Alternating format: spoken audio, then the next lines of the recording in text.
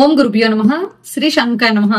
Shri Sivakameswari జ్యోతిషాలయం YouTube channel ప్రేక్షకులందరికీ వేసవిలో జాగ్రత్తగా ఉండాలి, కత్తిరి ప్రారంభమవుతుంది, ఎండలు పెరుగుతాయి అని అందరూ చెప్తూ ఉంటారు కదా. అసలు ఆ కత్తిరి నిర్ణయం మన జ్యోతిష్ శాస్త్రం ఏ విధంగా తెలియజేసింది, అంత వేడి మే నెలలో పెరగడానికి గల కారణం ఏంటి అనే విషయాల్ని ఈ వీడియోలో చూద్దాము. స్కిప్ చేయకుండా పూర్తిగా చూడండి. ఇలాంటి మరిన్ని వీడియోస్ కోసం శ్రీ శివకామేశ్వరి జ్యోతిషాలయం యూట్యూబ్ ఛానల్ ని సబ్స్క్రైబ్ చేయండి, లైక్ చేయండి, షేర్ చేయండి. ఇన్నాళ్ళు వాస్తు, జ్యోతిష, ముహూర్త సంబంధమైన విషయాలతో పాటు చిన్న చిన్న జ్యోతిషానికి సంబంధించి, జాతక చక్రాలకు సంబంధించి విశేషాలను కూడా మన ఛానల్లో తెలియచేయడం జరుగుతుంది. ఎవరైనా జ్యోతిషం పట్ల ఆసక్తి ఉండే వాళ్ళు ఈ వీడియోస్ చూడడం వల్ల మీకు నాలెడ్జ్ ఏమైనా ఉపయోగపడితే దాన్ని చక్కగా వినియోగించుకోండి. అందరూ కూడా నేర్చుకునే ప్రయత్నం కూడా చేయండి. కత్తిరి నిర్ణయం మన శాస్త్రం ఏం తెలియజేసింది? రవి కొన్ని నక్షత్రాల్లో ప్రవేశించేటప్పుడు ఆ నక్షత్రాల్లో ఉండేటటువంటి కాలాన్ని కత్తిరిగా తెలియజేశారు. అంటే ఇప్పుడు రవి మొత్తం 27 నక్షత్రాల్లోని ప్రవేశిస్తూ ఉంటారు. 27 రకాల కత్తిరలు అనేవి ఏర్పడుతూ ఉంటాయి. కానీ మే నెలలో ఏర్పడేటటువంటి కత్తిరి ఏదైతే ఉంటుందో అది ఉష్ణోగ్రతని చాలా ఎక్కువగా ఆ సమయంలో పెంచుతుంది అని మన సాధారణంగా వ్యక్తులు కూడా తెలియజేసేటటువంటి విషయం. అసలు కత్తిరి నిర్ణయం ఏ విధంగా చేస్తాము అనే విషయాన్ని శాస్త్రం ఈ విధంగా తెలియజేసింది. అదేంటంటే రవి భరణి నక్షత్రం 3, 4 పాదాల్లో ప్రవేశించేటప్పుడు ఏర్పడేటటువంటి కత్తిరని డొల్ల కత్తిర, అంటే చిన్న కత్తిర అని మనం వాడుక భాషలో చెప్తాం కదా, ఆ కత్తిర అనేది ఏర్పడుతుంది. ఈ సమయంలో వాతావరణంలో ఉష్ణోగ్రతలు అనేవి పెరగడం మొదలు పెడతాయి. అది మనం నిజ జీవితంలో చూసుకున్నట్లయితే మే 4వ తారీఖు నుండి మనకు ఉష్ణోగ్రత పెరగడం మనం గమనిస్తూ ఉంటాం. అంటే డొల్ల కత్తిరి ప్రారంభమైన దగ్గర నుండి వాతావరణ ఉష్ణోగ్రతలో మార్పు అనేది వస్తుంది.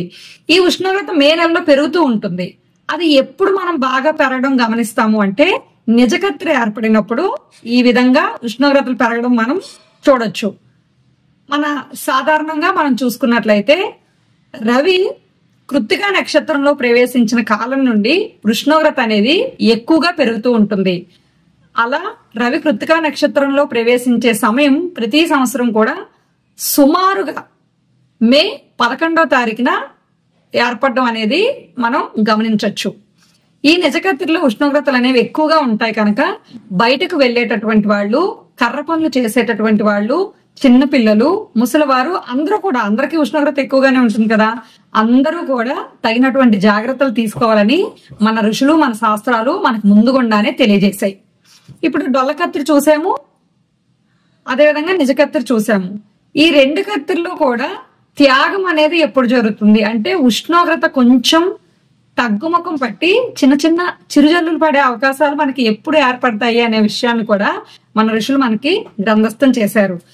రవి రోహిణి నక్షత్రంలోకి ప్రవేశించిన కాలంలో ఈ కత్తిరి అనేది త్యాగం జరుగుతుంది, ఈ కత్తిరి అనేది పూర్తి అవుతుంది. అది ఎప్పుడు జరుగుతుంది? ప్రతి సంవత్సరం సుమారు మే 28వ తారీఖున రవి కృత్తిక నక్షత్రంలో ప్రవేశించడం జరుగుతుంది. ఆ సమయంలోనే ఈ కత్తిరి త్యాగం అనేది జరుగుతుంది. అంటే మే 4 నుంచి మే 28 వరకు కత్తిరి సమయం అనేది ఉంటుంది. ఈ కత్తిరి సమయంలో ఏ పనులు చేయకూడదు అని కూడా మన శాస్త్రాలు తెలియజేశాయి. పూర్వకాలం పొలం పనులు, మట్టి పనులు, గృహ సంబంధమైన విషయాలు ఏవైనా చెయ్యాలి అంటే ఇల్లు కట్టడం, స్లాబ్ వేయడం, ఇవన్నీ కూడా ఈ కత్తిరి సమయం ఏదైతే ఉందో అప్పుడు ఎండ ఎక్కువగా ఉంటాయి కనుక ఈ సమయంలో ఎటువంటి గృహ సంబంధమైనటువంటి పనులు చేయకూడదు అని మన శాస్త్రాలు తెలియజేశాయి. దానితో పాటు ఇల్లు కట్టడాలు, స్లాబ్ వేయడం, ఇటువంటి పనులు కూడా ఏవి కూడా కత్తిరి సమయంలో చేయకూడదు. జ్యోతిష సంబంధ, ముహూర్త సంబంధ, వాస్తు సంబంధమైన విషయాల కోసం శ్రీ శివకామేశ్వరి జ్యోతిషాలయాన్ని కింద డిస్క్రిప్షన్ లో కనిపించేటటువంటి ఫోన్ నెంబర్ కి సంప్రదించడం ద్వారా అపాయింట్మెంట్స్ తీసుకొని పడతాయి. ఇలాంటి మరిన్ని వీడియోస్ కోసం శ్రీ శివకామేశ్వరి జ్యోతిషాలయం యూట్యూబ్ ఛానల్ ని సబ్స్క్రైబ్ చేయండి, లైక్ చేయండి, షేర్ చేయండి.